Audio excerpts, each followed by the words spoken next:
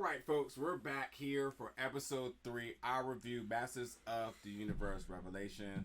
Episode 3, the most dangerous man in Eternia is no other than Duncan, the original. It's important to put that right now. The original, I'm about to say you man at arms. But there's a lot to really break down in this episode. So I'm going to definitely bounce around with some of my thoughts. But before anything, I think I counted upwards of 15 puns in this episode. Like, what was going on? Like, they were going full tilt with it. So at one point I was kind of annoyed. Then I was just like, all right, you got me. I'm buying in. I'm laughing to them. But like, I think I counted about upwards of 15 of them.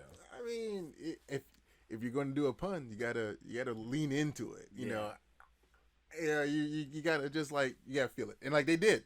They let off the episode in this flashback that was very indicative of the 80s, the 80s dialogue, and it was it made me think like, okay, well, yeah, it was kind of cheesy, but they immediately updated it and let you know that they know that it was cheesy. It's really tongue-in-cheek by saying, like, he really said that. Like, he had the sense of humor of a teenager, which he did. Yeah. You know? Yeah. For 40 years. So it's, I mean, I can't be mad. You seriously cannot be mad at them poking fun at what the 80s were. Exactly. I definitely appreciate that. But yeah, while this episode did focus a lot on Man-at-Arms Duncan, it was ultimately about the journey of them going to Eternia to get one half of the sword, and we got an unlikely team a part of this journey. But before the team really got assembled, the 3 women, Evelyn, Teela, and Andra, they got spicy.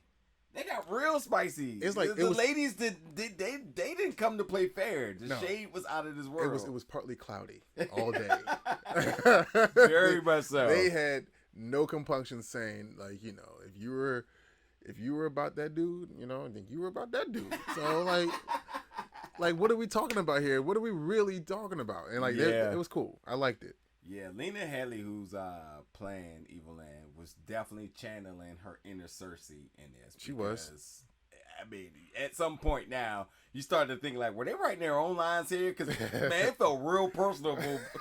Some of the clapbacks that was going on here. But beyond that, I'll say it again, but she removed her helmet for the first time. And I swear, I was like, wait, I don't think I've ever seen her hair yet flow in the way it did. I'm like, oh. But see, things like, yeah, because she was bad. Like, I mean, this is an animated thing, so we can't really say she was bad because that's just creepy. And, you know, we're not, that was kind of weak. Yeah. But, you know, I'm saying the fact that she was drawn as strong as she was and as feminine at the same time was like, that's a testament to, you know, what they're trying to convey, which is that, you know, girls get it done. Yeah. not to mention, too, she pat her own fancy and said, I could have been a master of the universe if I wasn't playing Harley Quinn.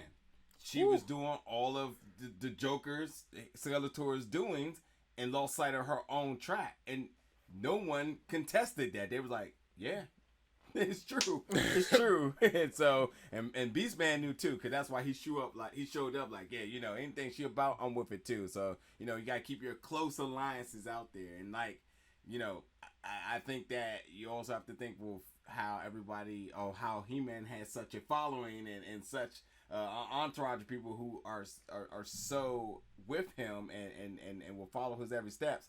And almost is to make an argument with like, well, if Skeletor wasn't around, would she have had that same clout behind her? And that's you know, I thought that was kind of an interesting nod, like in another universe or maybe in another story, you know, we may see her really reach her full potential. So I guess we gotta see.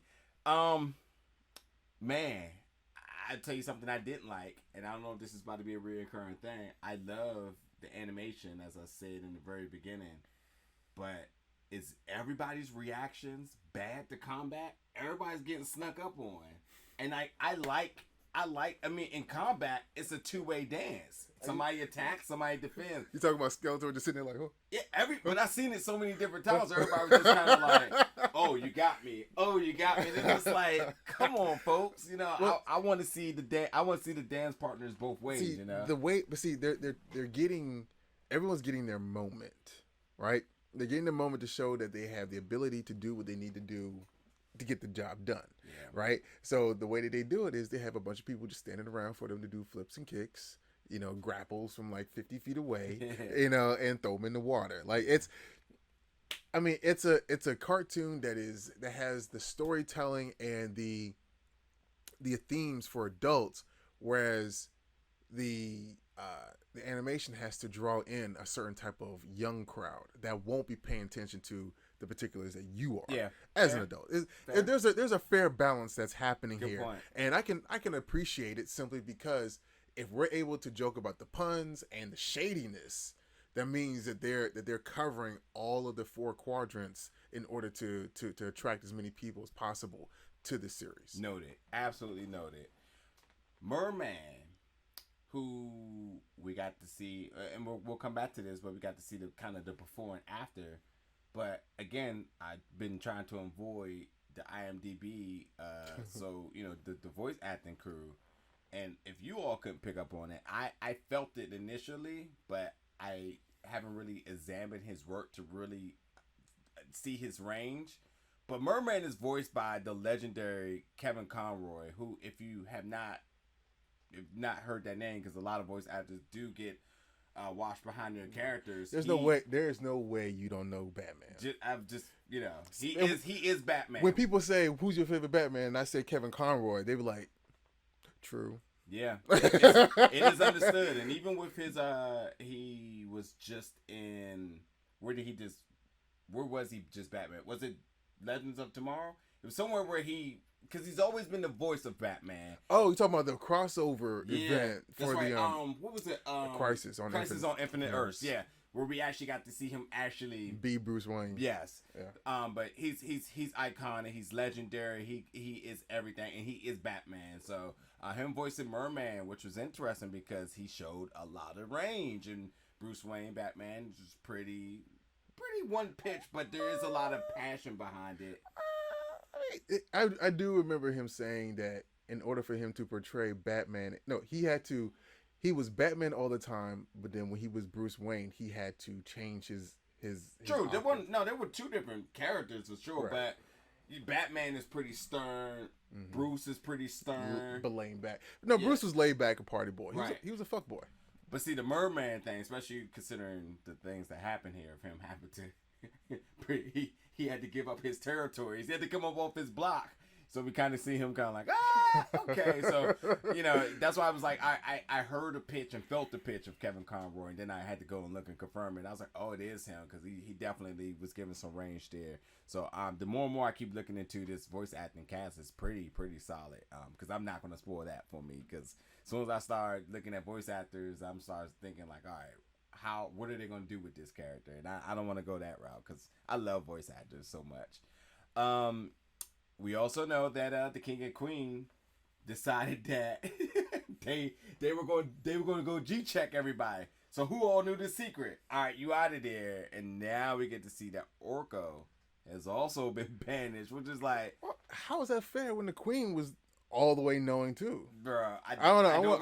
I want to see that. I want to see that Inquisition. I don't make the rules, but Orko, she gonna be like, this you, Queen? You were not upset? Like, I'm looking at the tape. When someone said He-Man was gone, you were upset, ma'am. Does that mean that you knew that he was Adam as well? Why don't you get your ass over on this side of the table? I think we both can agree that in that argument, the guys never win. He had all the evidence. He had the best lawyer ever. It wasn't going down because she was just right initially. So you mean the Queen, her middle name is Karen? But Orko, who is magic, and we took a second last episode to kind of think about who and how does this affect everybody. We could actually kind of guess this one, but nonetheless, we see Orko is definitely struggling, and this is causing it seems to be memory issues, and it seems to be obviously the ability to project or to cast the correct spells, and physical, and even as they get closer to one half of the sword, the origin of the creation of the sword, I don't think we have a hint of him actually getting stronger. He did say magic was stronger than the area, but we haven't actually seen if that actually means it's better for him. We've seen a snippet in a trailer where that boy got bad. True that. So when we saw Orko like get his man, that's what first thing popped in my mind was like, oh, he's like in a like, damn. Do you watch Black Clover? No. Okay. Well, they've got like in Black Clover, there's like these magical like well spots or whatnot that burst. They're like dungeons. Mm-hmm. They burst with magical energy and they kind of boost everyone else's magical ability. So if that is what we're talking about, then I can see Orko getting his man out there. Okay. So because this episode is again premised around Duncan.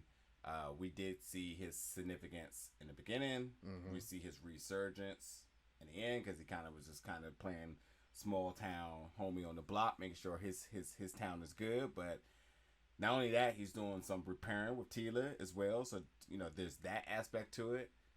So there's a lot of positivity going on with this character, almost paying homage to him with this episode. Is this foreshadowing? Yes.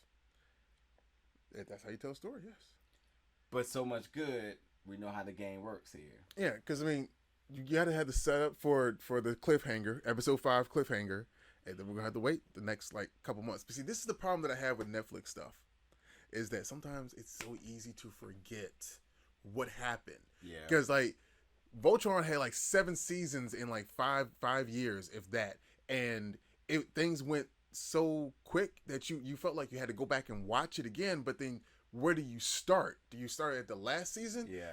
But it was so sequential that you might as well just start from the freaking beginning, and then now you're I mean, it's not a waste of time because I have all 5 of the Lions because the series was awesome.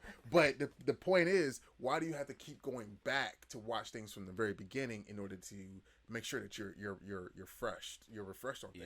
Yeah, it's really difficult. It's the catch-22 because people want everything available all at once, and then some people like the binging strategy. That way, you can be invested longer and also retain some of the events and things that happen longer. So, and that's really I definitely agree with you, but yeah, that's definitely one of those which way do you go with it? But back to Duncan, what was the secret that he was about to tell Teela? That the Sorceress is her mother. Okay. Which has already been alluded to from the beginning of this series because she tried to tell her something like, I wanted to see you one last time. And she was looking in the eyes. They did the eye thing again. And then, but I think that's something we've always known. I don't know where or how, but it's been there. Yeah. I'm trying to think anything else to cover here. I guess maybe we could just talk about what was Evelyn's plan with removing the skull to keep them locked down into this tomb, or is this like a operation? There's no coming back if we don't get this done. But see, this thing she can't. Her interests align with them getting the job done, so it doesn't make sense for her to double cross them. Yeah. At this point. Yeah. Maybe later, but not now. Yeah. I wish I had a good pun to end this episode with, but I don't because I'm just not that clever, and I'm definitely not about to say something after this to make it all come back together as a pun. But I feel like I'm not doing this review justice if I don't have a pun. So maybe I have a pun next episode or something. Well, just know that Tri-Klops has his eye on us. Oh my god! And we're sure we'll be seeing him next episode. God, I did it again. I did the thing. He did the thing. I did the thing. All right, folks. Yeah, that'll do it for our review for episode Dad 3. Jokes. Jump over to our next review, episode 4. Let us know in the comments your thoughts and reactions to this episode, and we'll see you over there soon. Yeah, it's like as soon as you become a dad, they just start coming to you. Like, what kind of bullshit is that? This guy.